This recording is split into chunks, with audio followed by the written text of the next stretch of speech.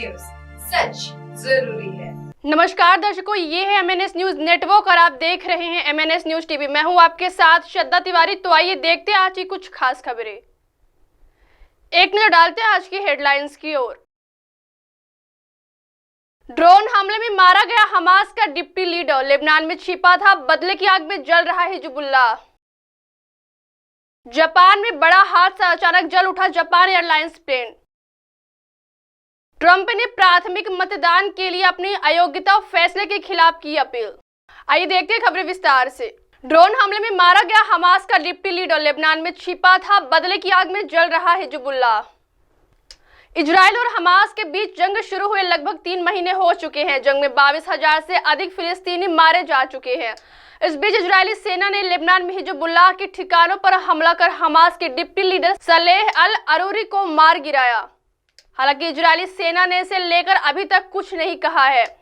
Saleh Israel पर किए गए हमलों की प्लानिंग का अहम किरदार था। जानकारी के अनुसार इजरायली की सेना ने मंगलवार रात गाजा में हमास के कमांड सेंटर पर कब्जा कर लिया है। इस हमले से सलेह के अलावा हमास के 2 टॉप कमांडर्स और 4 अन्य लोग भी मारे गए हैं। सलेह हमास की सशस्त्र शाखा कसम ब्रिगेड के प्रमुख थे। वही हमास नेता इस्माइली हनीयेह के करीबी भी थे। वे लेबनान में हमास और हिजबुल्लाह के बीच कड़ी का काम कर रहे थे। हमले के बाद लेबनान के प्रधानमंत्री ने कहा कि यह हमला लेबनानी संप्रभुता पर था। उन्होंने इजराइल पर आरोप लगाते हुए कहा कि इजराइल बेवजह लेबनान को इस टकराव में घसीट रहा है, जबकि उसका इस जंग से कोई लेना देना नहीं है। इजरायली सेना के स्पेशल कमांडो यूनिट ने एक ऑपरेशन किया जिसमें एक इमारत को चारों ओर से घेर कर बिजली का कनेक्शन काट दिया गया। इसके बाद कमांडो और डॉग यूनिट ने अंदर प्रवेश किया। इस बीच आतंकियों ने फायरिंग शुरू कर दी। काफी देर तक चली फायरिंग में हमास के कई आतंकी मारे गए। उधर सलेह की मौत के बाद हिजबुल्लाह बौखला गया है। उसने बयान जारी कर कहा कि उसकी उंगली ट्रिगर पर है, वह जल्द ही सलेह की मौत का बदला लेगा। बता दें कि युद्ध शुरू हुए लगभग 3 महीने बीत चुके हैं। गाजा के स्वास्थ्य मंत्रालय ने मंगलवार को बयान जारी कर कहा कि अब तक इजराइल के हमले में 22,000 से अधिक फिलिस्तीनियों की मौत हो चुकी है। वही 1,000 से अधिक फिलिस्तीनी तो पिछले 9 दिन में मारे गए हैं। आइए बढ़ते अगली खबर की ओर। जापान में बड़ा हादसा, अचानक जल उठा जापान एयरलाइंस प्लेन। मंगलवार को टोक्यो हानेडा हवाई अड्डे पर टक्कर के बाद जापान एयरलाइंस के एक विमान में आग लग गई। हालांकि विमान में सवार सभी यात्री सुरक्षित है। आपको बता दें कि विमान में कुल 367 यात्री और 12 क्रू सदस्य सवार थे, जिसमें से किसी को भी नुकसान नहीं हुआ है। वहीं दूसरे विमान में सवार 5 यात्रियों की मौत हो गई।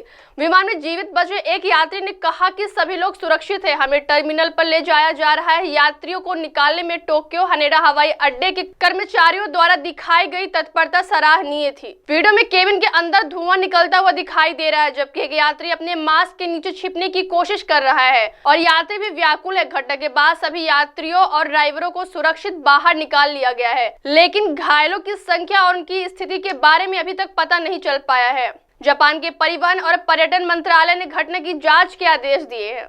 आइए बढ़ते अगली खबर की ओर। ट्रंप ने प्राथमिक मतदान के लिए अपनी अयोग्यता के फैसले के खिलाफ की अपील। अमेरिका के पूर्व राष्ट्रपति डोनाल्ड ट्रंप ने मेन राज्य के शीर्ष चुनाव अधिकारी के उस फैसले के खिलाफ अपील की है जिसमें उन्हें राज्य के प्राथमिक मतदान में शामिल होने के लिए अयोग्य ठहराया गया है।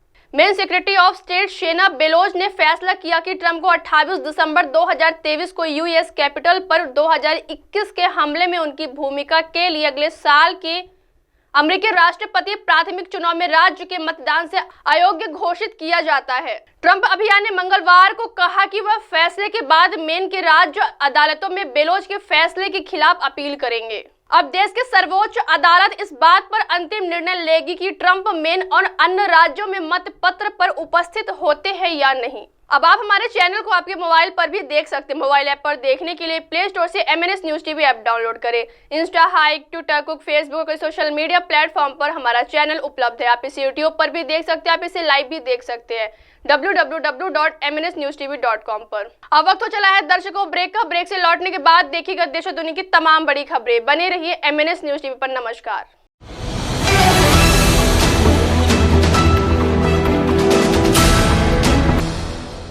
ये है MNS न्यूज नेटवर्क और आप देख रहे हैं MNS न्यूज।